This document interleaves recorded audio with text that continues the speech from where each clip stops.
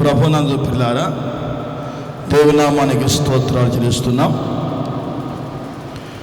ఈ 24వ తారీఖు మే నెలలో 2020 సంవత్సరం ఈ పునరుద్ధానపు రోజున ఈ ఆన్లైన్ ద్వారా దేవుని వాక్యాన్ని అందిస్తున్నాం. ఈ ఆరాధనలో మీరందరూ పాలు పంచుకుని ప్రభుని మహింపరచాల్సిందిగా కోరుచున్నాం. పిల్లారా, మరి చిన్న ప్రార్థన చేసుకుని కార్యక్రమాన్ని ప్రారంభించుదాం. ప్రార్థన అండి. ప్రేమగల మా తండ్రి, మహాపరిశుద్ధుడా, సర్వశక్తిమంతులకు ప్రభువానికి స్తోత్రాలు. సర్వాధికారి, జీవముగల దేవా, నీ అమూల్యమైన అతి శ్రేష్టమైన నామమును బట్టి మీ స్తోత్రాలైనా ఈ శ్రమల కాలంలో ప్రభువాని సన్నిధిలో మా తండ్రి ఆన్లైన్ ద్వారా సంఘానికి వాక్యం అందించుటకు కృప చూపిన దేవాని స్తోత్రం. ఈ వాక్యం వినేవారు ఆత్మలో బలపడి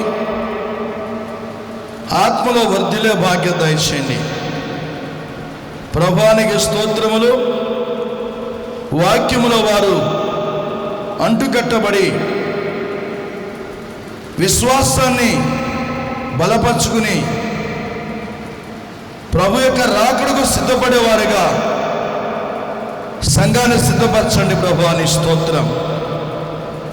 ఇప్పుడు స్తుతి పాటల్లో కానీ వాక్య వర్తమానంలో కానీ ఉండి మీ ఆత్మ నుంచి క్రమముగా నడిపించగలరని, ఆది నుండి అంతవరకు మీ ఆత్మతో నడిపించమని నజరేయుడైన యేసయ్య నామములో ప్రార్థించి బతిమలు స్తుతించి అడుగుచున్నాను మా పరమ తండ్రి. ఆమేన్, ఆమేన్, ఆమేన్. Praise the lord. దేవునికి స్తోత్రాలు. ఒక స్తుతి పాట పాడుకుని ప్రభువును మహింపరచుదాం.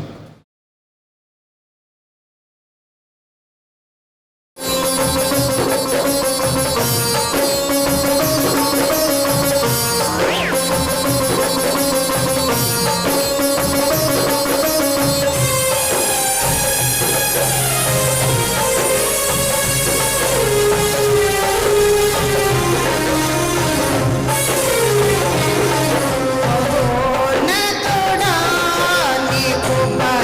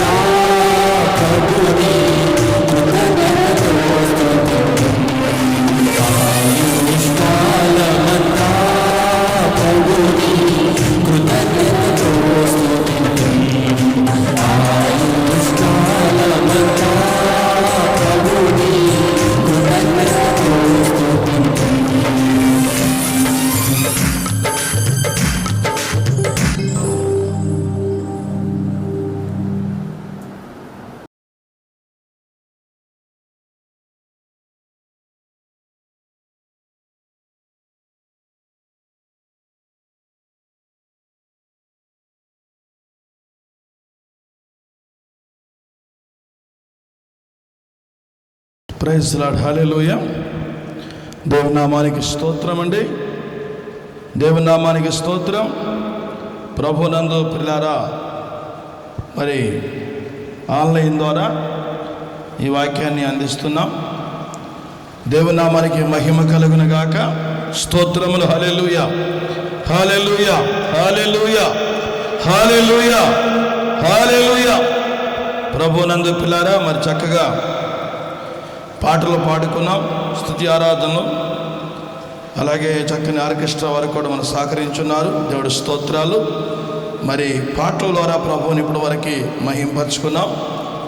మరి వాక్యంలో కూడా దేవుని మహిమపరుచుకుందాం. వాక్యము ద్వారా, వాక్యము అంశము పేరు ఏమిటంటే పిల్లారా, నిరాశలో నుండి నిరీక్షణలోనికి రావాలి. నిరాశ లేక నిరీక్షణ. దేవుడి స్తోత్రం. ఎవరిలో నిరాశ ఉంది, ఎవరిలో నిరీక్షణ ఉన్నది, ఎవరిలో నిరాశ ఉన్నది, ఎవరిలో నిరీక్షణ ఉన్నది అనేది చూద్దాం. నిరాశ అనేది ఎంత ప్రమాదకరమైంది, నిరీక్షణ అనేది ఎంత మేలుకరమైందో చూడాలి. కాబట్టి ప్రభు సన్నిధిలో నిరాశలో నుండి నిరీక్షణలోనికి రావాలి. నిరాశ, ఈ బైబిల్లో ఈ పదం చాలా తక్కువగా ఉంది. నిరీక్షణ అనే పదం ఎక్కువగా ఉంది. కాబట్టి నిరాశ గురించి, నిరీక్షణ గురించి తెలుసుకుందాం. ఇప్పుడు వాక్యం చూద్దాం. ప్రభు సన్నిధిలో లూకాసు వార్తలో నుండి, లూకాసు వార్తలో, లూకాసు వార్తలో నుండి 6వ అధ్యాయము 35వ వచనం జ్ఞాపకం చేసుకుందాం. మీరైతే ఎట్టివారి గురించి అయినను నిరాశ చేసుకొనక మీ శత్రువుల్ని ప్రేమించుడి, మేలు చేయుడి, అప్పు ఇయుడి, మీరు సర్వోన్నతుని కుమారులయుందురు. హల్లెలూయా. కాబట్టి ఇక్కడ చక్కగా మాట్లాడాడు దేవుడు. మీరైతే ఎట్టివారి గురించి కూడా నిరాశ చేసుకోకూడదు. చక్కని మాట చూస్తున్నాం మనం.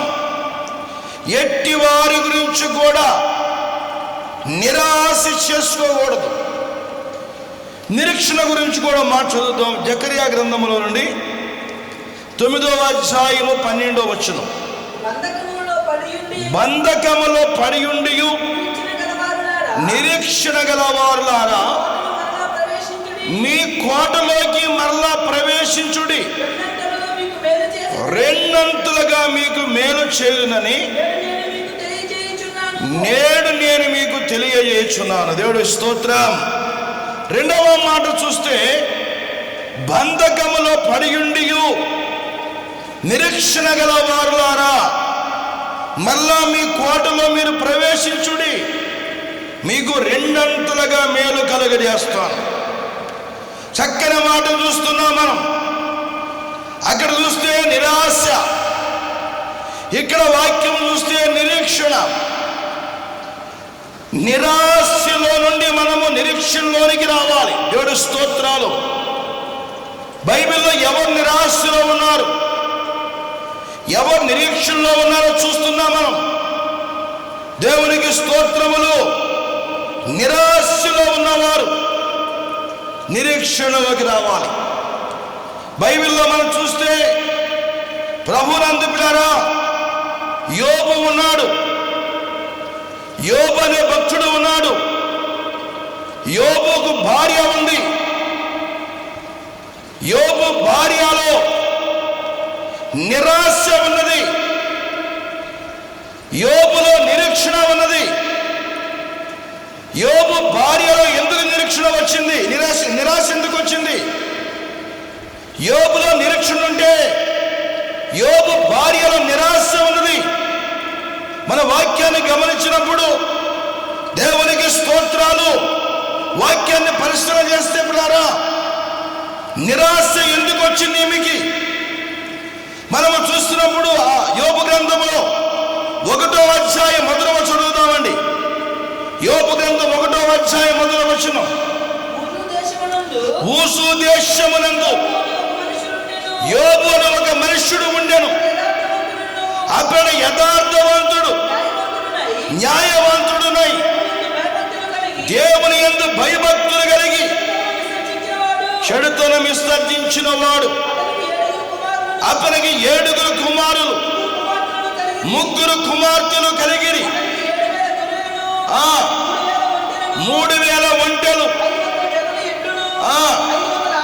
500 ఆడుగాడిదలు కలిగి, బహుమంది పనివారు కలిగి, తూర్పు దిక్కు జనులందరిలో దేవునికి స్తోత్రములు. బైబిల్లో యోబు చూస్తున్నాం పిల్లారా. యోబు ఊసు దేశములోనే చాలా గొప్పవాడిగా ఉన్నాడు. 1000 గొర్రెలు, 1000 ఒంటెలు, 1000 గాడిదలు, పశువులు కలిగి, విస్తారమైన దీవెన కలిగి, పనివారు కలిగి గొప్పగా వర్ధిల్లిన వాడు యోబు. అతనికి 7 కుమారులు 3 కుమార్తెలు కలిగి ఉన్నారు. బహుమంది పనివారు కలిగి ఉన్నాడు. అలాంటి యోబుకు అంత సంతోషములో యోబు తన బిడ్డల కోసం ప్రతి దినము దేవునికి బలి అర్పిస్తూ ఉదయకాలం అరుణోదయం లేచి వారు దేవుని దూషించారేమో అనుకుని వాళ్ళ కోసం ప్రత్యేకమైన ప్రార్థన చేస్తూ ఉండేవాడు. అలాంటి యోబు చక్కగా క్షేమంగా ఉన్నాడు, యోగ్యకరముగా ఉన్నాడు, దీవెనకరముగా ఉన్నాడు యోబు. అలాంటి పరిస్థితుల్లో పిల్లారా ఒక రోజున పరలోకములో దేవుడు సమావేశం ఏర్పాటు చేశాడు. ఆ సమావేశంలో దేవదూతలు వచ్చి తటస్థించినప్పుడు దేవదూతలతో పాటు అపవాది కూడా వచ్చాడు. దేవుడు అడుగుతున్నాడు అపవాదిని, నువ్వు ఎక్కడి నుండి వచ్చావు అడిగితే వాడంటున్నాడు, భూమి మీద నేను ఇటు అటు తిరుగుతూ వచ్చానన్నాడు. చాలా మంచిది, వచ్చా మంచిదే కానీ భూమి మీద విశేషాలేంటి తెలుసా నీకు అని అడిగాడు. ఏంటి ప్రభు అన్నాడు. భూమి మీద భక్తుల్లో నా భక్తుడు ఒకడున్నాడు, యోబు ఉన్నాడు భక్తుడు. అతడు చాలా భక్తి గలవాడు, యథార్థవంతుడు, న్యాయవంతుడు, చెడుతనాన్ని విసర్జించిన వాడు, దేవుని యందు భయభక్తులు గలవాడు. గొప్ప యోబు నా భక్తుడు ఉన్నాడంటే ప్రభు ఎవరైనా దీవిస్తే అలాగే ఉంటారు. అతని ఆదాయం దీవించావు, అతని చేతుల చుట్టూ నువ్వు కంచె వేశావు, అందుకే దీవెనకరంగా ఉన్నాడు. ఒకసారి నాకు అతన్ని శోధించే అధికారం నాకు ఇస్తే అతన్ని శోధిస్తాను అని చెప్పింది. ప్రభు అన్నాడు, సరే భక్తిని పరీక్షించాలి కాబట్టి నా భక్తుడిని పరీక్షించవచ్చు అన్నప్పుడు సాతాను వెళ్ళి యోబు కుటుంబం మీద పడ్డాడు. యోబు కుటుంబం అందరూ కలిసి భోజనం చేస్తూ ఉన్నారు. భోజనం చేస్తూ ఉన్న సందర్భంలో ఒకడు పరిగెత్తుకుని వచ్చి యోబుకు వర్తమానం చెప్పాడు. అయ్యా ఒంటెలు ఎద్దులు గాడిదలు షబాయిలు వచ్చి తోలుకెళ్ళిపోయారు, పనివారిని సంహరించారు. అయ్యా షబాయిలు మరి గాడిదలు ఎద్దుల్ని తోలుకెళ్ళిపోయారన్నాడు. మళ్ళీ రెండో వాడు పరిగెత్తుకొచ్చాడు. అయ్యా ఆకాశం అగ్ని దిగి వచ్చి గొర్రెల్ని మీద పడి గొర్రెలు దహించి వేసింది, పనివారిని కూడా దహించి వేసింది, నేను ఒక్కడనే మిగిలాను నీకు చెప్తాకొచ్చానన్నాడు. వెంటనే మళ్ళా మూడో వారితో మోసుకొచ్చాడు. అతను అంటున్నాడు, అయ్యా కల్దీయులు అనే జనాంగం వచ్చి మన దేశంలో ఉన్నటువంటి ఒంటెల్ని వాళ్ళు తోలుకుపోయారు, పని వాళ్ళు హతం చేశారు, నేను ఒక్కడనే మిగిలిపోయాను అన్నాడు. మూడోవాడు నేను ఒక్కడే మిగిలి నేను కబురు చెబుతాకు వచ్చా అన్నాడు, వర్తమానం చెప్పడానికి. ఇది విన్నప్పుడు ఇది గుండె ఆగిపోతుంది, గుండె బరువెక్కువైపోతుంది. కీడు వెంట కీడు వస్తుంది, శోధన వెంట శోధన వస్తుంది. అలాంటి పరిస్థితుల్లో పిల్లారా మళ్ళా మరొక 4వ వాడు వచ్చాడు.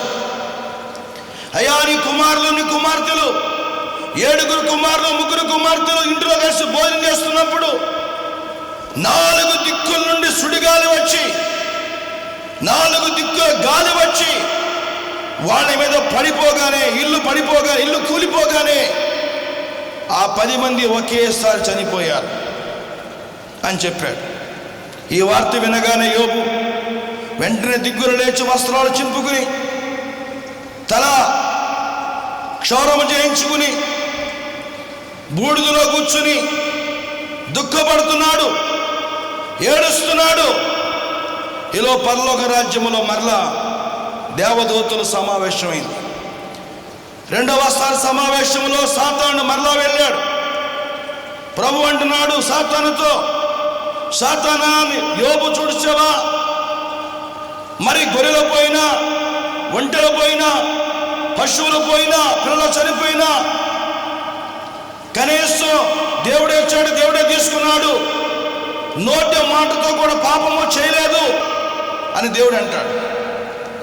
అప్పుడు సాతాను అంటది, ప్రభు, మనిషి ఆస్తి పోస్తే ఆస్తి సంపాదిస్తాడు, బిడ్డలో పోతే బిడ్డలు సంపాదిస్తాడు, ప్రాణం కోసం ఎంతైనా ఖర్చు పెడతాడు. కానీ అతని దేహము చాలా బాగా చక్కగా మంచి ఆరోగ్యంగా ఉన్నాడు, చాలా చక్కగా సౌందర్యంగా కనపడుతున్నాడు. అతని దేహం మీద నాకు ఆర్డర్ ఇస్తే నేను అతని దేహానికి వ్యాధి కలుగజేస్తాను అన్నాడు. సరే, అతని దేహాన్ని వ్యాధి కలిగించినా పర్లేదు, కానీ అతని ప్రాణం మాత్రం ముట్టవద్దు అని దేవుడు ఆజ్ఞాపించినప్పుడు సాతాను వెళ్ళి యోబును ముట్టాడు. యోబును ముట్టినప్పుడు యోబుకు అకస్మాత్తుగా అరికాల నుండి నడినెత్తు వరకు పుళ్ళు వచ్చినాయి. సుకుమారమైన దేహము ఒక మారుగా రోగగ్రస్తం అయిపోయింది. వెంటనే అతను వ్యాధిగ్రస్తుడై అనారోగ్యంతో పడిపోయి ఆయన బూడిదలో కూర్చుని చిల్ల పెంకు తీసుకుని ఒళ్ళు గోక్కుంటున్నాడు. ఈ పరిస్థితుల్లో ఇప్పుడు వచ్చింది అసలైన పాయింట్. దేవునికి స్తోత్రం. ఒక గొప్ప పాయింట్ చూద్దాం మనం. ఇప్పుడు వచ్చింది యోబు భార్య, ఇప్పుడు వరకు రాలేదు. ఇప్పుడు వచ్చి యోబుతో ఏం మాట్లాడుతుందో చూడండి. ఎలాంటి మాటలు మాట్లాడుతుందంటే ఆమె 3 మాటలు మాట్లాడింది యోబుని. ఆ 3 మాటలు ఎందుకు మాట్లాడింది అసలు ఆమె? యోబు భార్య ఆ 3 మాటలు ఎందుకు మాట్లాడాలి? ఆ 3 మాటల విషయంలో నేను చెప్తాను మీకు. దేవుడు స్తోత్రం కలుగుగాక. హల్లెలూయా. యోబు చిల్ల పెంకు తీసుకున్నాడు, గోక్కుంటున్నాడు, బూడిదలో ఉన్నాడు. అతనికి ఆదరణ కావాలి, అతనికి నెమ్మది కలగాలి, నెమ్మది కలిగే మాటలు చెప్పాలి.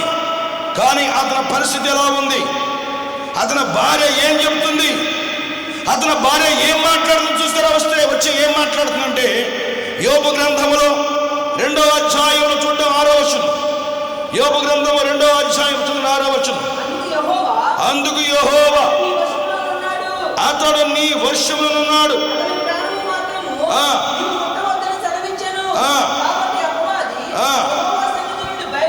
బయలు వెళ్ళి అరికాలు మొదలుకొని నడినెత్తు వరకు బాధగల కురుపులతో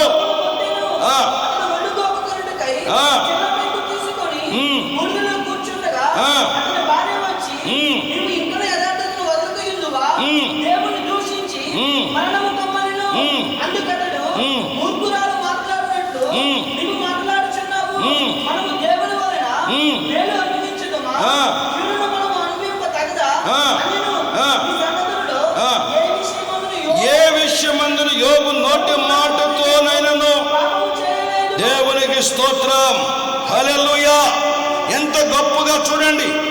ఒక గొప్ప విషయం మనం చూస్తున్నాం. యోబు భార్య వచ్చి అంటుంది కదా, ఈ శ్రమలో అంటుంది కదా, మరి 9వ వచనంలో అతని భార్య వచ్చి నీవు ఇంకాను యథార్థతను వదులుకుందువా, ఏమంటుంది? ఇంకాను యథార్థతను వదులుకుందువా. 2, దేవుణ్ణి దూషించవా, దూషించు. 2, 3 మరణముఖం. ఇప్పుడు 3 నిరాశలో ఉన్న పలికే మాటలు. ఈమె నిరాశలో ఉండి పలుకుతుంది ఈ మాటలు. ఏమని పలుకుతుంది? నీవు ఇంకను యథార్థతను వదులుకుందువా. హల్లెలూయా. ఇంకా దేనిలో ఉన్నావు? యథార్థతలో ఉన్నాడు. హల్లెలూయా. 2, దేవుణ్ణి దూషించంటుంది. 3వది మరణ. 3 పాయింట్లు చూడండి, 3 మాట చూడండి. 1 యథార్థత, ఇంకా యథార్థ వదులుకుందువా. ఇంక నష్టం ఏంటి? ఇప్పుడు యథార్థత ఇంకా వదలలేదు.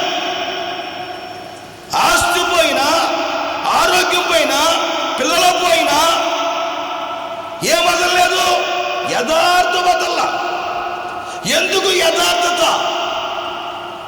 యథార్థతలో ఏముంది చూద్దాం. బైబిల్ గ్రంథంలో సామెత గ్రంథము 15వ చూడండి. సామెత గ్రంథం 15:8. సామెత గ్రంథంలో 15:8.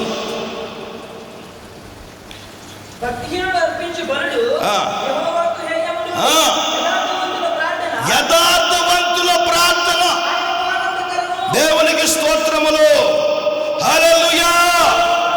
ఎంత గొప్ప విషయం గమనించండి.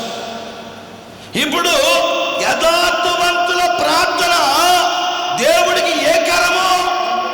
ఆనందకరం. అంటే యోబులో యథార్థత ఉంది కాబట్టి అతడు ప్రార్థన చేయగలుగుతున్నాడు.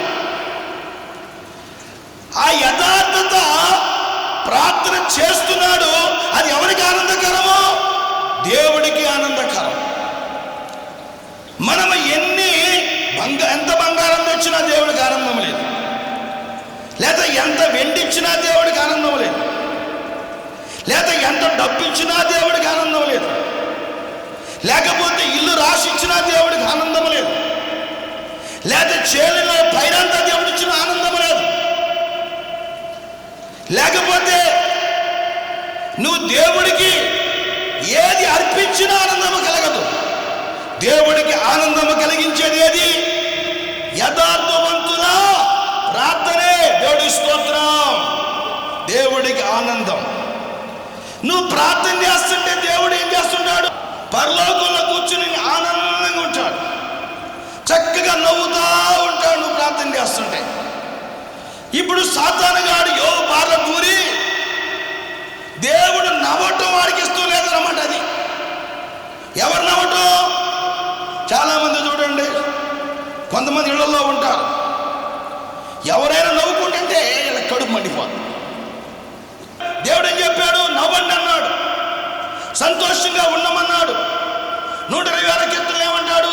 మీ నోటి నిండా ఏముంది? నవ్వు ఉంది. మీ నోటిని నవ్వుంచాను నేను అన్నాడు. నవ్వుతూ ఉండాలని దేవుడు చెబుతుంటే సైతానుగాడు ఏమంటాడు? ఏడుస్తూ ఉండమంటాడు. ఎప్పుడు నువ్వు దుఃఖపడ్డమే చోటు చూస్తున్నాడు కానీ సంతోషపడ్డం చూడు. కానీ దేవుడు యథార్థవంతులు ప్రార్థన చేస్తుంటే ఆయన ఏం పడతాడు? సంతోషపడతాడు. పౌలు శీల ప్రార్థన చేస్తుంటే సరసాల్లో ఉండి దేవుడు ఆనందపడ్డాడు, సంతోషపడ్డాడు. సంతోషపడి ఒక పని చేసేసాడు దేవుడు. ఆయన సంతోషం వస్తే ఏదైనా పని చేస్తాడు, మనకి ఏదైనా మేలు చేస్తాడు. సంతోషం వస్తే దేవుడికి సంతోషం కలిగించే పని మనం ఏదైనా చేయాలి. అదేంటంటే ప్రార్థనే. దేవుడు సంతోషం కలిగించే పని వాళ్ళు చేశారు. ఆ పోలీసుల్లో ప్రార్థన చేశారు, దేవుడు సంతోషం కలిగింది. ఎందుకు అనుకున్నాడు? దేవుడు ఆ సరసాలని పడగొట్టు పడేశాడు. దేవునికి స్తోత్రం. ఇలా బయట తీసుకురావడం కాదు, సరసాల లేకుండా చేసి పారేసేశాడు. దేవుడికి విరోధంగా రూపించబడి ఏ ఆయుధమో అది వర్తిలదు. కాబట్టి సంతోషం దేవుడికి కలిగింది. బైబిల్ ఏమన్నాడు? దేవుడు పాపుల మనవి ఆలకించాడు. పాపుల మనవి చేశాడు. మరి ఎవరి ప్రార్థన ఆలకిస్తాడు? యథార్థవంతుల్ని. అంటే ఇప్పుడు యోబు యథార్థవంతుడై ఉన్నాడు, ప్రార్థన చేస్తున్నాడు, అది దేవుడికి ఆనందం కలుగుతుంది. దేవుడికి ఆనందం కలగటం సాతానికి ఇష్టం లేక వాడు ఎవరిలో దూరాడు? యోబు భార్యలో దూరి ఏమన్నాడు? ఇంకా యథార్థతను వదవా? అంటే యథార్థం ఉంది కాబట్టి ప్రార్థన చేయగలుగుతున్నాడు. ఒక ఆయన అంటాడు, బిల్లి గ్రహం గారు అంటాడు, ఒక మాట అంటాడు, ఏమన్నా చూసారా, నువ్వు ఎవరి కోసం ప్రార్థన చేస్తున్నావో, నువ్వు ఎవరి కోసం ప్రార్థన చేస్తే వాళ్ళకి శత్రువులు కారు అన్నాడు. నువ్వు ఎవరి కోసం ప్రార్థన చేస్తే వాళ్ళకి శత్రువులు కారు, నువ్వు శత్రువుల కోసం కూడా ప్రార్థన చేస్తావు. దేవునికి స్తోత్రం కలుగుగాక. కాబట్టి ఒకటి, యథార్థవంతుల ప్రార్థన దేవుడికి ఏ కారణం అండి? ఆనందకరం. యథార్థవంతుల ప్రార్థన చేస్తే దేవుడు నవ్వుతాడు. ఆయన నవ్వుతాడు, నువ్వు కూడా నవ్వుతూ ఉంటావు, నువ్వు కూడా సంతోషంగా ఉంటావు. నీ నోటి నిండా నవ్వు ఉంటుంది, నీ కళ్ళు ప్రకాశిస్తాయి. చూడండి, పెద్దలు అంటారు, సూపు చెప్పారు, ఏమని? నవ్వటం యోగం, నవ్వటం యోగం, నవ్వించడం భోగం, నవ్వలేకపోవడం రోగం. కాబట్టి నవ్వాలి. మనిషి రోజుకి 5 నిమిషాలు నవ్వితే, ఒక్కసారి నవ్వితే 5 నిమిషాల ఆరోగ్యం ఏమైంది? ఆయుష్ పెరిగిద్దంట. ఒక్కసారి నవ్వితే మన శరీరంలో కండరాలన్నీ ఏమైపోతాయి? కదిలిపోతాయి. ఈరోజు చాలామంది కండరాలు పీసుకుపోతాయి అంటే నవ్వలేకపోవటమే. యోబులో యథార్థం ఉంది. రెండవది ఏమంటుంది? దేవుణ్ణి ఏం చేయమని? దూషించాలి. దేవుణ్ణి ఏం చేయాలి? దూషించాలి.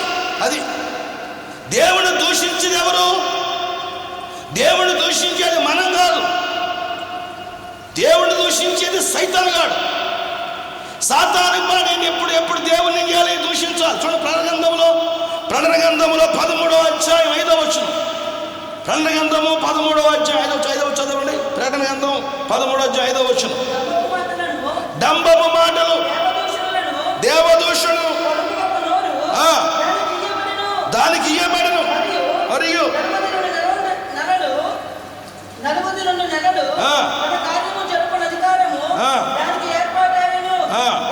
కనుక దేవుని దూషించుటకు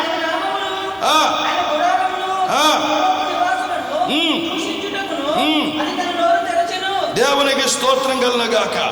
డంబము మాటలు, దేవదూషణ పలుకులు ఒక నోరు దానికి ఇయ్యబడిను. దేవుని దూషించుటకు, ఆయన నామమును, ఆయన గుడారమును, పరలోక నివాసం దూషించుటకు అది నోరు తెరిచెను. ఏ మృగము? క్రూర మృగం. ఈ క్రూర మృగం చేసే పనేంటి? సాతాను చేసే పనేంటి? దేవుణ్ణి ఏం చేయాలి? దూషించాలి. రెండో పాయింట్ అది. దూషిస్తే ఏమైంది? ఈ నోటి మాటతో పాపం చేసుడు అవుతాడు. ఇప్పుడు ఈ నోటితో పాపం చేపించాలి. చాలా మంది దూషిస్తూ ఉంటారు, బండ బూతులు పెడతా ఉంటారు. బైబిల్లో దావీదు ఉన్నాడు, దావీదు వెళుతున్నాడు యుద్ధంలో ఓడిపోయి, కొడుకు మీద యుద్ధంలో ఓడిపోయి అబ్షాలోము దగ్గర షిమియా అనేవాడు ఎదురై దావీదును దూషిస్తున్నాడు. ఓయి శాపగ్రస్తుడా, దేవుడు విసర్జించిన వాడా అని షిమి దూషిస్తుంటే దావీదంత వీరుడు మౌనంగా ఉన్నాడు. దావీదుకి 200 మంది పక్కన యోధులు, 200 యోధులు, 400 మంది యోధులు రెండు పక్కల కాసుకున్నారు. మధ్యలో దావీదు ఉన్నాడు, యోధుడు రాజు, దావీదు రాజు. ఇటు 200 మంది, ఇటు 200 మంది ఉన్నారు యోధులు. అంటే దావీదుని అనుక్షణము కాపలా కాసేవారు, అనుక్షణము కాపలా కాసేవాడు, అనుక్షణము కంటికి రెప్పలా కాసుకునేవాడు దావీదుని. ఈ షిమైన వాడు దూషిస్తుంటే వీళ్ళంటారు, రాజా సున్నతి లేని వాడు దూషిస్తున్నాడు నిన్ను, నువ్వు ఆజ్ఞాపిస్తే ఒక్క వేడితో వాడు తలారికేస్తామంటారు. అప్పుడు దావీదు అంటాడు, సిరియా కుమారులారా, మీకు నాకు ఏమి పొందు? వాడు దూషిస్తున్నాడంటే అది నా మేలు కోసమేనేమో, వాడు పలికిన పలుకులు నాకు దీవెనగా మారుతాయి అన్నాడు. దేవుడు స్తోత్రం కలుగుగాక. ఆ దూషించడం వేరు, ఈ దూషించడం వేరు. సాతాను దూషించేది వేరు. బైబిల్ ఏం చెప్పాడు దేవుడు? ఎఫెసీ పత్రిక 4:29 చదవండి. ఎఫెసీ పత్రిక 4:29. వినువారికి మేలు కలుగునట్లు అవసరమును బట్టి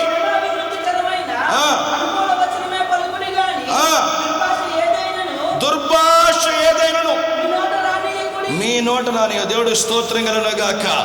వినువారికి మేలు కలుగునట్లు అవసరం బట్టి క్షేమాభివృద్ధికరమైన అనుకూల వచ్చిన పలుకుడు గాని మీ నోట దుర్భాష ఏదైనను. చూడండి, ఏ మాట దుర్భాష. దేవునికి స్తోత్రం. ఈనాడు చాలా మంది బూతులాడుతున్నారు. ప్రార్థనకి వెళ్ళే వాళ్ళు బూతులాడుతున్నారు. చూడండి, ఎఫెసీ పత్రిక 5:4.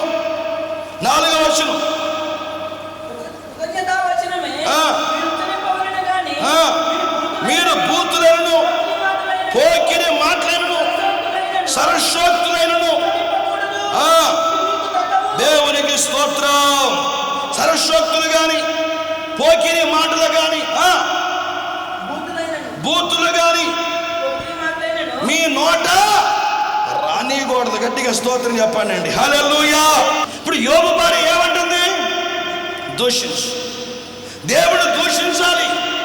నోటి మాటతో యోబు పాపము చేయలేదు, ఇప్పుడు చేయాలి. చూడండి, సాతాను కూడా అదే అంటది ప్రభుతో, ప్రభువా నువ్వు యోబును శోధిస్తే దూషిస్తాడయ్యా. సాతాను చెప్పిన మాట అదే, యోబు భార్యలో ఉండి చెప్పే మాట కూడా అదే. దేవుడిని ఏం చేయాలి? దూషించాలి. దేవుడు స్తోత్రం కలుగుగాక. మరి దూషించేవాళ్ళగా ఉన్నారు దేవుణ్ణి. కొంతమంది దేవుడు ఏం కార్యాలు చేశాడు, ఏ మేలు చేశాడు, ఇంత ప్రార్థన చేస్తున్నాను, ఇన్నిసార్లు గుడికి వెళ్ళాను, బాప్తిసం పొందాను, మారుమనసు పొందాను, అన్నీ వదిలిపెట్టాను, దేవుడు నాకు ఏం మేలు చేశాడు, ఏ సహాయం చేశాడు, అందరూ దీవించబడుతున్నారు, నేను అట్టాగే ఉండిపోయాను అని తమ గతిని గురించి నిందించుకుంటూ తమకు తామే దూషించుకున్నారు అని యోధాపత్రుడు దేవుడు రాశాడు. కాబట్టి దూషించకూడదు. నువ్వు ఓర్పు పట్టాలి, సహించాలి. యోబులాగా. యోబుల నిరీక్షణ ఉంది కాబట్టి యోబు దూషించలా. యోబు భార్య ఏమంటుంది? దూషించమంటుంది. ఇక మూడో మాట ఏమిటంటే, ఏమంటుంది? మరణముఖం. దేవుడు స్తోత్రం కలుగుగాక. చనిపో అంటే 1 యథార్థం వదిలిపెట్టాలి, 2 దేవుణ్ణి దూషించాలి, 3 చనిపోవాలి. అంటే ఏం చేయాలి? ఆత్మహత్య చేసుకోవాలి. ఆత్మహత్య చేసుకోవడం పాపమా కాదా? మత్తయి సువార్త 5:21. మత్తయి సువార్త 5:21. నరహత్య చేయవద్దు, నరహత్య చేయువాడు విమర్శకు లోనగునని పూర్వీకులతో చెప్పబడిన మాట మీరు విన్నారు కదా. చాలండి. దేవుడు స్తోత్రం. నరహత్య చేయవద్దు అంటే నరహత్య ఏమైనా ఒకటే, ఆత్మహత్య అయినా ఒకటే. ఇక్కడ బైబిల్లో 1 యోహాను పత్రిక 3:15 మాట చూడండి. 1 యోహాను పత్రిక 3:15. 3:15.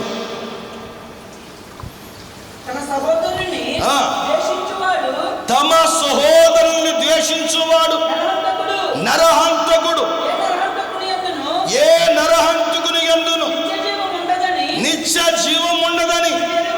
దేవునికి స్తోత్రం. అంటే ఆత్మహత్య చేసుకున్న వాళ్ళకి ఏ జీవము లేదు, నిత్య జీవము లేదు.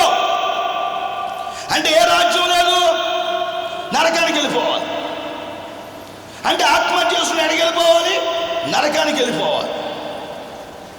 ఇప్పుడు ఒక సంగతి చెప్తానండి. ఓ మాట పుస్తకంలో ఒకడు పాపి, ఈ ప్రపంచమంతా నాశనపురము అగ్నితో కాల్చబడుతుందని చెవిలో ఒక స్వరము, దేవుడి స్వరం వినగా తన భార్య బిడ్డలు విడిచిపెట్టి నేను వెళ్ళిపోతున్నాను, సీనాయి కొండకి పరలోక రాజ్యానికి వెళ్ళిపోతున్నాను, మీ ఇష్టం ఉన్న వాళ్ళు నాతో పాటు రండి అంటాడు భార్యని పిల్లల్ని. అతనికి ఒక భార్య దగ్గర పిల్లలు. వాళ్ళు అంటారు మేము రాము, నువ్వు వెళ్తే నీకు వెళ్ళు, నీకు పిచ్చి పట్టింది అన్నారు. ఎగతాళి చేస్తారు. అప్పుడు ఈ యొక్క యాత్రికుడు భుజం మీద ఒక మూట పెట్టుకున్నాడు. మూట భారం, పాప భారం మూట, పాప భారం ఒక పెద్ద మూట ఉంది. చేతుల్లో ఒక పుస్తకం ఉంది. సువార్తుడు పుస్తకం ఇస్తాడు. ఇది తీసుకుని బయలుదేరాడు యాత్రికుడు. బయలుదేరుతున్నప్పుడు భార్య పిల్లలు ఎవరు రారు. వెళుతున్నప్పుడు ఇద్దరు ఎదురు పడతారు. ఒకడి పేరు మొండి, రెండో వాడి పేరు మెత్తన. వీళ్ళ దాటుకుంటూ వెళుతున్నాడు ఈ యాత్రికుడు. వెళ్ళి ఎన్నో మజిలీలు చూస్తాడు. గిడ్డ గుమ్మం దగ్గర వచ్చినప్పుడు, ఆ గుమ్మం దాటి ముందుకు వచ్చినప్పుడు సిలువు కనపడింది. ఆ సిలువు దగ్గర ప్రార్థన చేస్తాడు. ఈ పాపభారం ఊడిపోద్ది. అది పాపభారం సిలువు, ఆ పాపభారం సమాధి చేయబడింది. అక్కడి నుండి బయలుదేరుతాడు. ఒక చక్కని కోటలోకి ప్రవేశిస్తాడు. అక్కడి నుండి బయలుదేరుతాడు. ఇంకా బయలుదేరుతుంటాడు యాత్రికుడు. బయలుదేరి అతడు ఎన్నో శాతాన్ని జయిస్తాడు. మరణచ్చాయి లోయలు దాటుతాడు. వెళుతూ ఉన్నప్పుడు ఏం జరిగిందంటే, జాగ్రత్త గమనిస్తాం మనం. ఇక్కడ ఈ పాయింట్ అర్థమైంది మనకి. అతను వెళుతూ ఉన్నప్పుడు అతనికి నిరీక్షణ చిత్తుడు అనేవాడు ఎదురు పడతాడు. మీ నిరీక్షణ చిత్తుడు అనేవాడు నిరీక్షణ గలవాడు. ఇద్దరు కలిసి వెళుతున్నారు. వెళుతూ ఏం చేస్తారంటే, అతని దారిలో ఒకడు కనపడతాడు. వాడు ఎవరంటే వ్యర్థ సాహసికుడు. ఈ వ్యర్థ సాహసికుడు కనపడ్డప్పుడు అతనితో పాటు వెళ్ళి రాజమార్గంలో వెళ్ళవలసిన వాళ్ళు దారి తప్పుతారు. దారి తప్పి ఏం చేస్తారంటే, వెళ్ళి దారి మరొక దారిలోకి వెళ్ళిపోతారు. పరలోకి వెళ్ళాల్సిన వాళ్ళు మరొక దారి వెళ్తారు. వెళ్ళి అలసుడితో నిద్రపోతే పొద్దున్న లేస్తే ఒక పెద్ద స్వరముతో లేచి వచ్చి వీళ్ళని కొడతాడు, గాయపరుస్తాడు. వాడెవడంటే నిరాశ రాక్షసుడు. ఎవరండి? నిరాశ రాక్షసుడు. ఆ పొలం ఎవరిది? నిరాశ రాక్షసుడిది. అంటే ఆ పొలంలోకి వెళ్తారన్నమాట ఇద్దరు యాత్రికులు. వెళితే అతను జయించలేకపోతారు ఆ యాత్రికుడిని వీళ్ళు. అప్పుడు ఆ యాత్రికుడు ఏం చేశాడంటే, వీళ్ళని తీసుకెళ్ళి ఒక సరస్సులో పడేస్తాడు. సరస్సులంతా కంపు కొడతా ఉంటుంది. చీకటి గాఢాంధకారం, దానిలో ఉంటారు ఈ ఇద్దరు యాత్రికులు. ఉన్న తదుపరి ఏం జరిగిందంటే, పిల్లలు గమనించండి. అతను వెళ్ళి చెప్తాడు భార్యకి, నిరాశ రాక్షసుడికి ఆ కోట ఉంది. ఆ కోట పేరు ఏంటంటే సందేహదుర్గం. ఆ కోట పేరు సందేహదుర్గం. వాడు అక్కడ ఉండి భార్య చెప్తున్నాడు. ఆ భార్య పేరు ఏంటంటే ధైర్యహీన. భార్య పేరు ధైర్యహీన. అంటే అది పడితే ఏమొస్తుంది మనకి? ధైర్యహీన వచ్చేస్తుంది అనమాట. దేవుడు స్తోత్రం కలుగుగాక. భార్య చెప్తాడు వెళ్ళి, ఇద్దరంట యాత్రికులు వచ్చారు, మన పొలంలో ఉన్నారు, వాడిని పట్టి తీసుకొచ్చి దేని వేసాను? సరసాల్లో వేశానంటే మరి ఏం చేద్దాం వాళ్ళని అంటాడు. అప్పుడు ధైర్యహీన అంటది, ఏమొద్దు, నువ్వు ఈ రాత్రి రెస్ట్ తీసుకుని పొద్దున్నే వెళ్ళి పెద్ద దుడ్డు కర్ర తీసుకెళ్ళి వాళ్ళతో ఇరగొట్టేమాట. ఎవరిద్దరిని? ఆ యాత్రికుల్ని. ఈయన పొద్దున్న లేచి పెద్ద కర్ర తీసుకెళ్ళి వాళ్ళని బాగా ఇరగొట్టేసేస్తాడు. వాళ్ళ దెబ్బలకి భరించలేక ఏడుస్తూ ఉంటారు.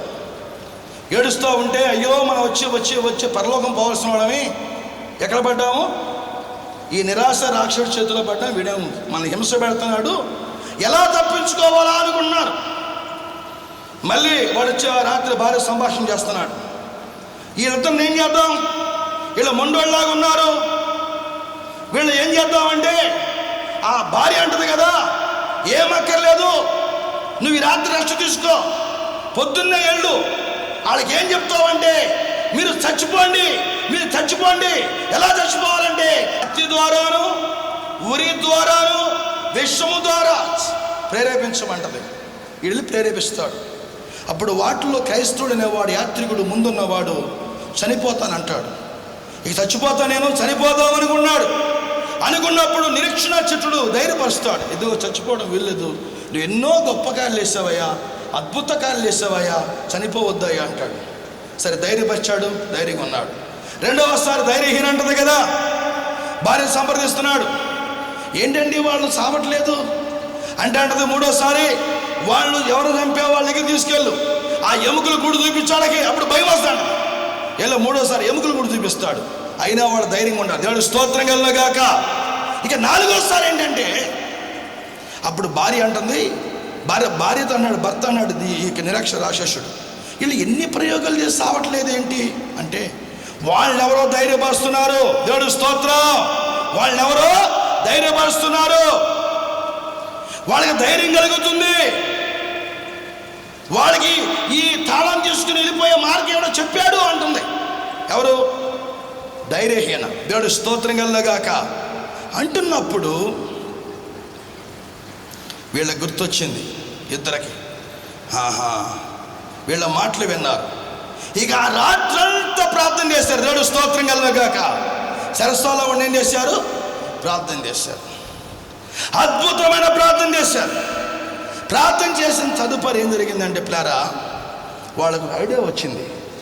ఆ ప్రార్థన అయిపోయినాక ఐడియా వచ్చింది, అరే ఈ తాళం ఎప్పగల శక్తి మన దగ్గరే ఉంది. మన గుండెల్లో ఏముంది? ఒక తాళం ఉంది.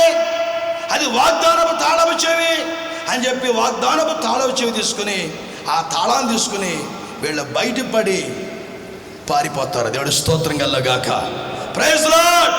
వాళ్ళు వెళ్ళిపోయి ఒక మంచి కొండ మీదకి వెళ్తారు. అక్కడ గొర్రెల కాపర్లు ఉన్నారు.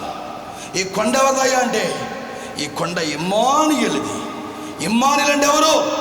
ప్రభువైన యేసు క్రీస్తు. దేవుడు స్తోత్రము కలుగునుగాక. హల్లెలూయా, హల్లెలూయా. అలాగే నిరాశ రాక్షసు నుంచి వారు విడుదల పొందినట్లుగా యోబు భార్య కూడా నిరాశలో నుండి ఏమి రావాలి? విడుదల రావాలి అని దేవుడు కోరుచున్నాడు. దేవుడికి స్తోత్రం. హల్లెలూయా. కాబట్టి యోబు బైబిల్ అన్నాడు కదా, నోటి మాటతో పాపం చేయాలి.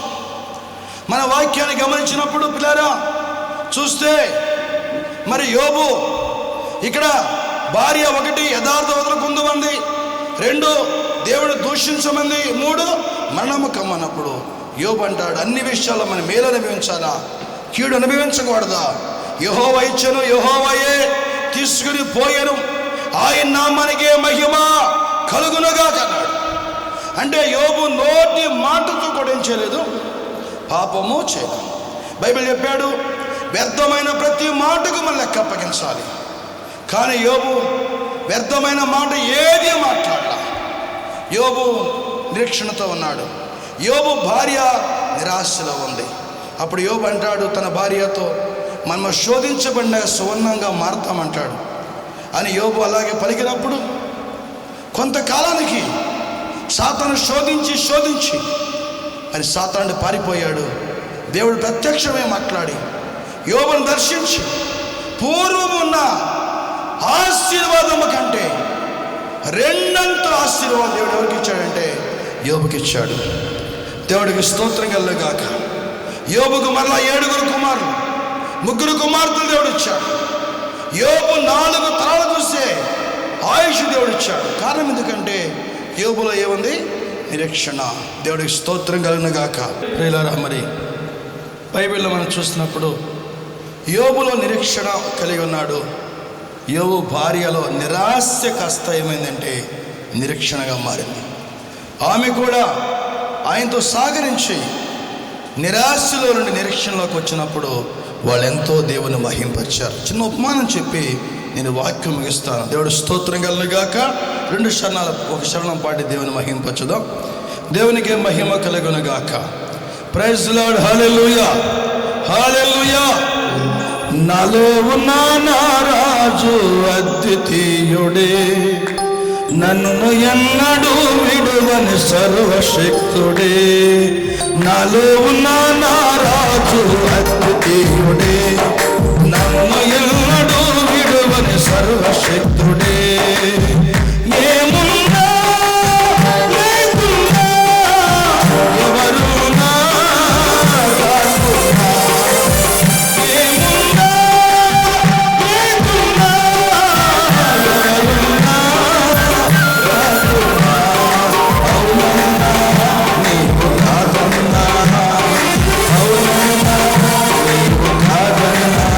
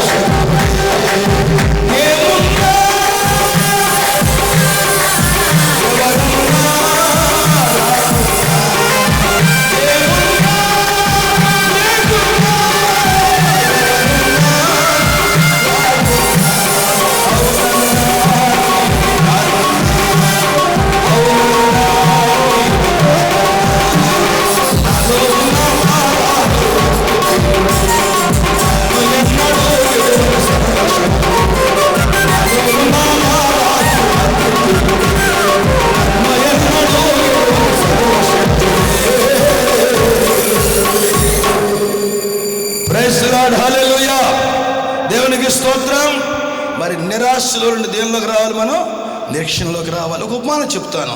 ఒక గ్రామంలో పిల్లారా భార్యాభర్తలు ఉన్నారు.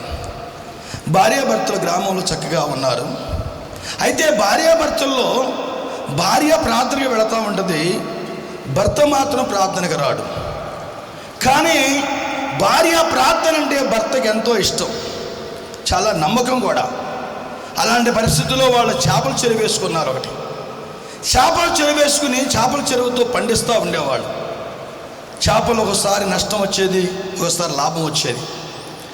ఒక రోజు ఏం జరిగిందంటే, ఒక సంవత్సరం విస్తారంగా పండింది పంట. ఈ చేపలు విస్తారంగా వాళ్ళకి మరి అభివృద్ధి చెందిని చేపలు వారు అమ్మి డబ్బు ఎంతో గడించారు.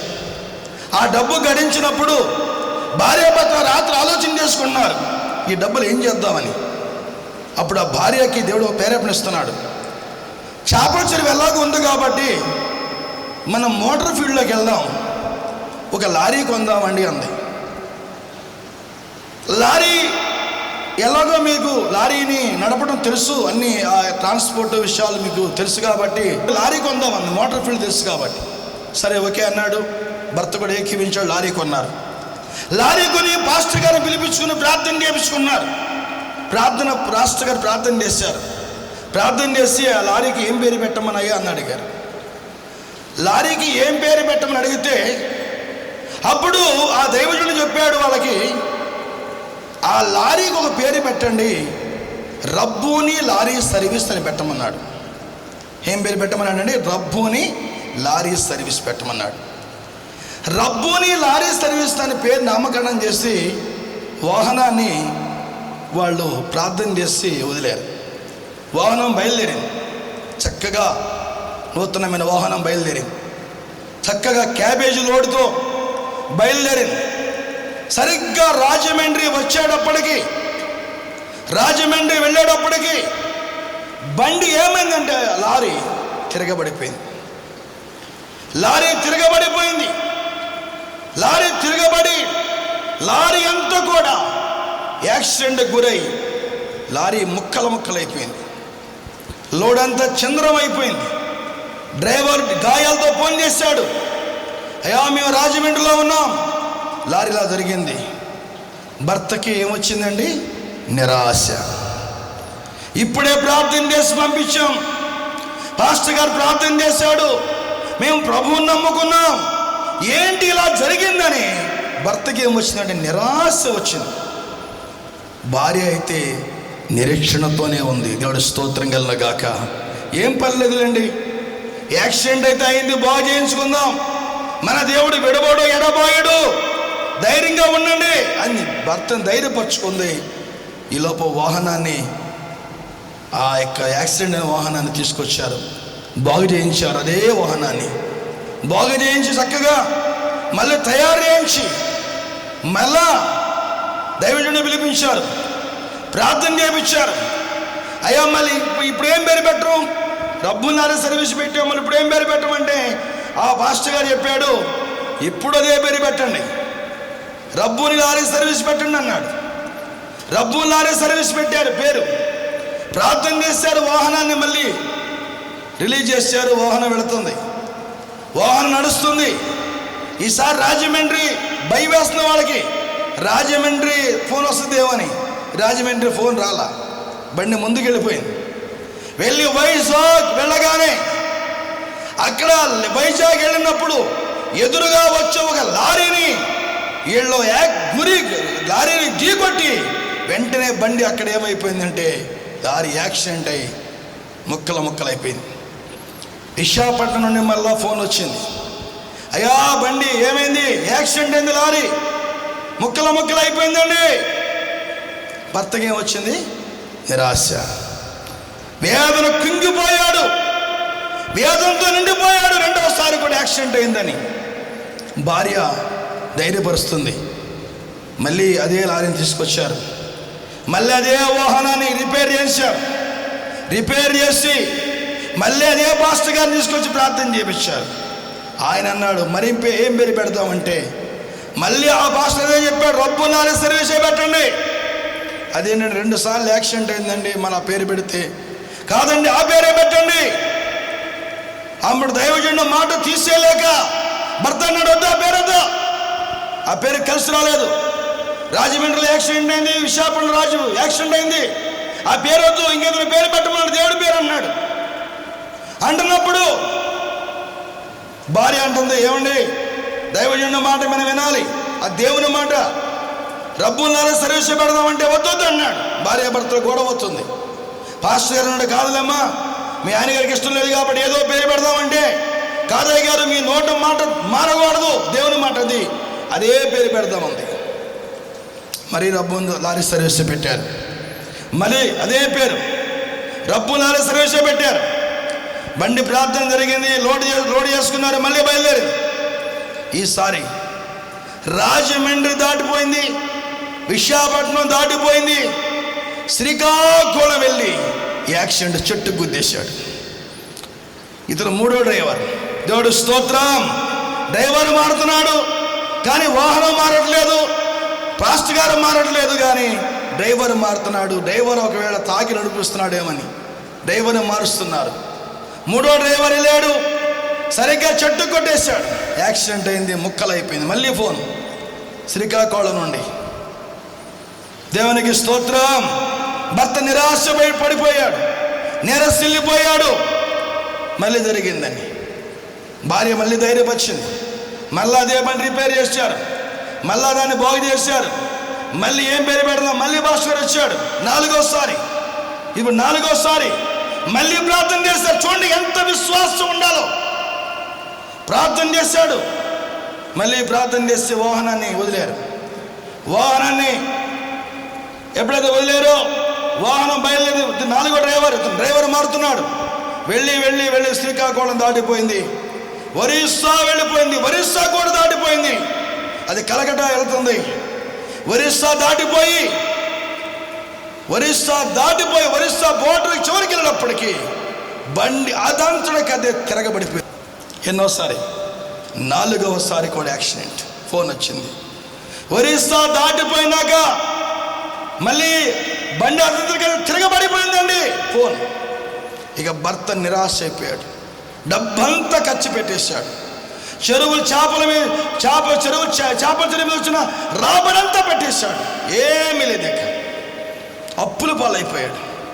బాని తిట్టడం ప్రారంభించాడు, పాస్టర్ గారిని తిడుతున్నాడు, దేవుడిని తిడుతున్నాడు. పరిస్థితి మారిపోయింది. భార్య సముదాయిస్తుంది, ఏమండి మనకి దేవుడు మేలు చేస్తాడు, ఇది నాలుగోసారి యాక్సిడెంట్ అయింది, మీరు బాధపడొద్దు, దేవుడు మేలు చేస్తాడు, ఇంకేం మేలు. నాలుగోసారి యాక్సిడెంట్ అయిపోయింది అని బండిని తీసుకొచ్చారు. ఇక మోటార్ ఫీల్డ్ కలిసి రాదు మనకి, మోటార్ ఫీల్డ్ వదిలేసేద్దాం, మళ్ళీ ఏదో తిప్పలు పెడదాం అనుకుంటున్నారు. కాదండి, దేవుడు నాకు చూపించాడు. మోటార్ ఫీల్డ్లోకి వెళ్ళమని దేవుడు చెప్పాడు, లారీ కొనమని దేవుడు చెప్పాడు. మళ్ళీ ఐదోసారి బాగు చేపిద్దామంది. దేవుడు స్తోత్రం కలగాక ఐదోసారి కూడా లారీని వారు బాగు చేయించారు. మళ్ళీ కొత్తగా పెయింట్లు వేయించారు. మళ్ళీ పాస్టర్ గారిని తీసుకొచ్చారు, మళ్ళీ చక్కగా క్యాబేజ్ లోడ్ చేశారు. ప్రార్థన చేసి ఏం పేరు పెడదాం, మళ్ళీ ఏంటి రబ్బుని లారీ సర్వీస్. ఐదవసారి వాహనం బయలుదేరింది. దేవుడు స్తోత్రం. వాహనం బయలుదేరింది. ఐదవసారి ఏమొద్దు, ఐదవ పర్యాయం ప్రార్థన జరిగింది. భార్య ఆందోళన ఉంది, భార్య గదిలోకి వెళ్ళిపోయింది, ప్రార్థనలో ఉంది. భర్త బయటే ఉన్నాడు, ఏ ఫోన్ వస్తుంది ఎదురు చూస్తున్నాడు, ఫోన్ రావట్లా. బండి వాహనం బయలుదేరింది. రాజమండ్రి దాటి విశాఖపట్నం దాటింది, ఒరిస్సా దాటింది, చక్కగా కలకట్టా వెళ్ళిపోయింది. దేవుడు స్తోత్రం కలుగాక. చేరవలసిన చోటికి క్షేమంగా చేరింది. ఇలా వార్త విన్నారు. గుండెల నిండా ఏమొచ్చింది, నిబ్బరం వచ్చింది. మళ్ళీ తిరిగి వచ్చినప్పుడు యాక్సిడెంట్ అయితే ఏమో అనుకున్నారు, కానీ తిరిగి వచ్చేటప్పుడు కూడా మళ్ళీ అక్కడ లోడ్ చేసుకుని వాహనం క్షేమంగా విజయవాడ చేరుకుంది. దేవుడు స్తోత్రం కలుగాక. దైవజనుడు ప్రార్థనే కానీ, ఆ సహోదరి ప్రార్థనే కానీ దేవుడు ఆలకించి దేవుడు చెప్పాడంట, ఇంకా ఎన్నడూ యాక్సిడెంట్ అవ్వదు. దేవుడు స్తోత్రం కలుగాక. ఎన్నడూ అపాయం ఇక రాదు. ఆ విధంగా మళ్ళీ ఇంకో బండి కొనమని చెప్పాడు దేవుడు, రబ్బోని లారీ సర్వీస్. మరో వాహనం కొన్నారు, రబ్బోని లారీ సర్వీస్. అలా 35 లారీలు కొన్నారు. దేవుడు స్తోత్రం కలుగాక. గట్టిగా చప్పట్లు కొట్టండి. ప్రైజ్ లార్డ్, హల్లెలూయా. 35 లారీలు కొని 35 లారీలు పైన కొనే వాడికి ఏమని పేరు పెట్టారు? రబ్బు అని, లారీ సర్వీస్. ఎంత గొప్ప సాక్ష్యం వినండి. కారణం ఎందుకనంటే భర్త నిరాశలో ఉన్నాడు, భార్య దేనిలో ఉంది? నిరీక్షణ. అందుకే ఈ నిరీక్షణ మిమ్మల్ని ఏం పరచదు? సిగ్గు పరచదు. కాబట్టి నిరాశలో మీరు ఉండొద్దు, నిరీక్షణ కలిగి ఉండండి. అద్భుత సాక్ష్యం మనం వినగలిగాం. దేవునికి స్తోత్రం కలుగుగాక.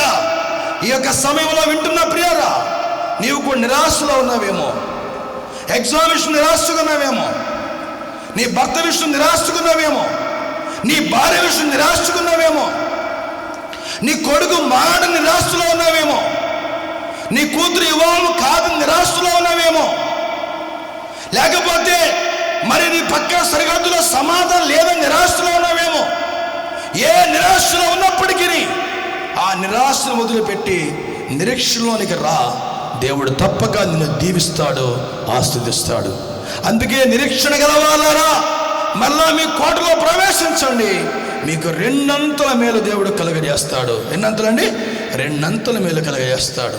ఈరోజు విన్న ప్రియ వాక్యం ప్రియుల గమనిస్తే, వాక్యం విన్న ప్రియుల గమనించండి. మీరు నిరాశ వద్దు, ఏ విషయం నిరాశపడవద్దు, నిరాశ చేసుకోవద్దు. నిరీక్షణ కలిగి ప్రభువుని మహింపరచండి. నువ్వు చనిపోతానేమో, ఈ వ్యాధి చంపేస్తుందేమో అని భయపడక్కర్లేదు, నిరాశపడక్కర్లా. నిన్ను స్వస్థపరిచేవాడు దేవుడు ఉన్నాడు. యేసయ్య సజీవుడు, యేసయ్య గొప్ప దేవుడు. కాబట్టి నిన్ను బాగు చేస్తాడు, నీకు ఆరోగ్యం ఇస్తాడు, దీర్ఘాయువిస్తాడు. అట్టి కృప కలిగి ప్రభు రాజ్యంలో ప్రవేశిద్దాం. దేవుడి వాక్యము దీవించి ఆశీర్వదించునుగాక. ఆమె అందరికీ హృదయపూర్వకంగా వందనాలు చెల్లిస్తున్నాం. ప్రార్థన చేసుకుందాం. ప్రేమగల మా తండ్రి, మహాపరిశుద్ధులకు ప్రభువా, నీ ఘనమైన పాదాలకి స్తోత్రము నాయన. ఈ సమయంలో ప్రభువా, మరి తండ్రి వాక్యం విన్నా బిడ్డల బట్టి మీ స్తోత్రం. నిరాశలో నుండి నిరీక్షణలోకి వచ్చే బాధ్యత ఇచ్చాను ఆయన. ఇంకా చాలా మంది నిరాశలో ఉన్నారయ్యా. యోబు భార్యలో నిరాశలో ఉన్నారయ్యా. యోబుల నిరీక్షణలో ఉండే బాధ్యత ఇచ్చి. నిరాశ మంచిది కాదు, నిరాశ మంచిది కాదు నాయన. ఇప్పుడు నిరాశ రాక్షసుడి చేతులు వచ్చి విడిపించండి ప్రభువా, మీ స్తోత్రం. అలాగే మా తండ్రి, వాక్యం ప్రతి ఒక్క నిరీక్షణ కలిగి దేవుని మహిమపరిచి మరి కోటలో ప్రవేశించి 2 అంతలుగా మేలు పొందే బాధ్యత కలిగించమని, వాక్యం ప్రతి ఒక్కరిని ఆశ్రయించమని నజరేయుడైన యేసు నామములో ప్రార్థించి బతిమను స్తుతించి అడుగుచున్నాను మా పరమ తండ్రి. ఆమేన్. ఆశీర్వాదం ప్రార్థన. తండ్రి యొక్క దయ, కుమారుని యొక్క ప్రేమ, పరిశుద్ధాత్మని ఆశీర్వాదం వాక్యం ప్రతి ఒక్కరి కుటుంబానికి, ప్రతి కుమారుడు కుమార్తెకి, ప్రతి కుటుంబానికి, సంఘమునకు మీ కృప ఇప్పుడు ఎల్లప్పుడు సదాకాలము తోడే ఉండి దీవించి బలపరిచి వర్ధిల్ల చేయబడిన గాక.